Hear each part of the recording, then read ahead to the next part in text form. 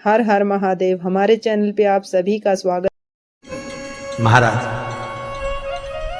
आज पुत्र एकादशी है। जिस नारी को संतान नहीं हो रही हो, बहुत प्रयास कर लिया हो, पुत्रदा एकादशी पूरे साल में 2 बार आती है। एक श्रावण के महीने में आती है, दूसरी पोषादिक्रम में आती है।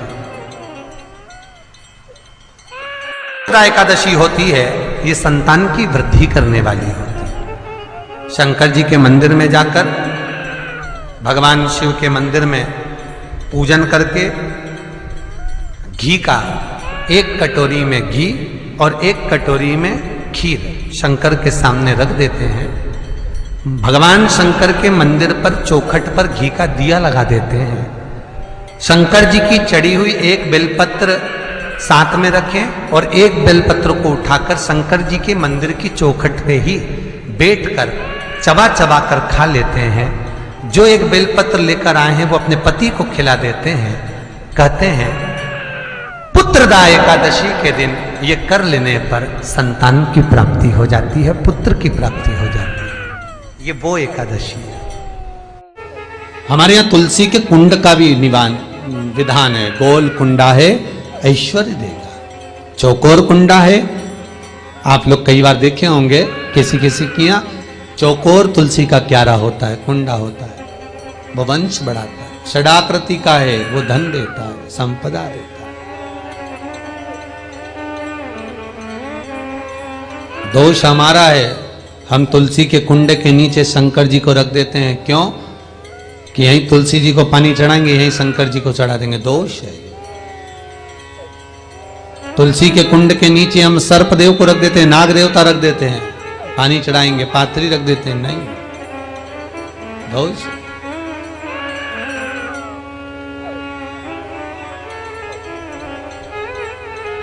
उसका दोष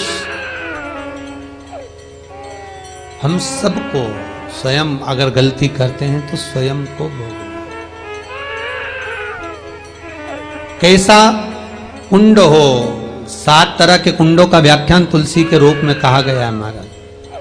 पहला गोल, दूसरा चौकोर, तीसरा षडाकृति, चौथा त्रिवेणी, 3 कोने वाला कुंडा। शास्त्र कहता है जिसके मार्ग घर में टुकड़े हो रहे हों, घर विभाजन की ओर हो रहा हो, तो 3 कोण का कुंडा घर में रखकर पूजा करने पर परिवार एक हो जाता है।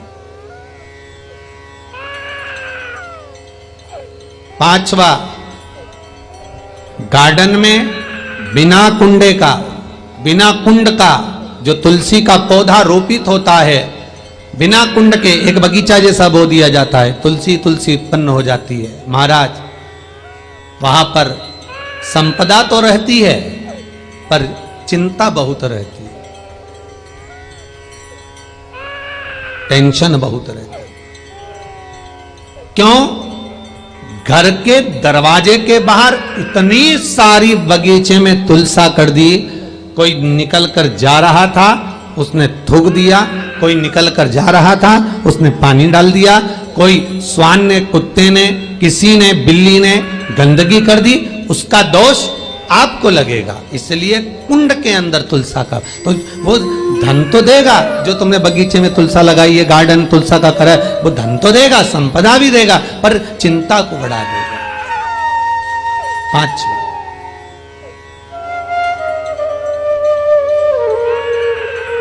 महाराज, 6ठा, तुलसी के कुंड को 3 धार पर लटका कर रखना। कई जगह पर आपने देखा होगा तुलसी का जो कुंडा होता है, उसको 3 जो तार होते हैं, 3 जो चेन होती है, उस पे लटकाया जाता है। महाराज,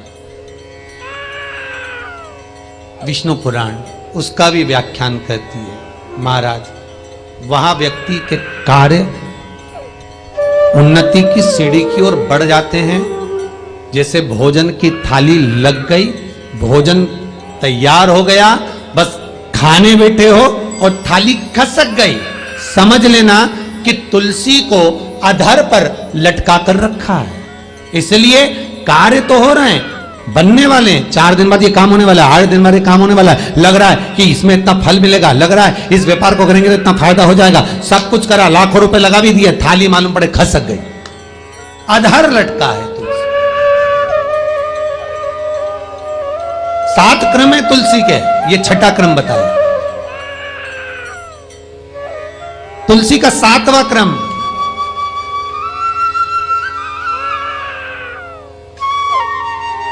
तुलसी का 7वां क्रम है महाराज, तुलसी का कुंडा जैसा घर के आंगन में है, तुलसी का कुंड जैसे घर के आंगन में विराज रहा है, ऐसा ही छोटा सा कुंड भगवान के लिए रोपित करें।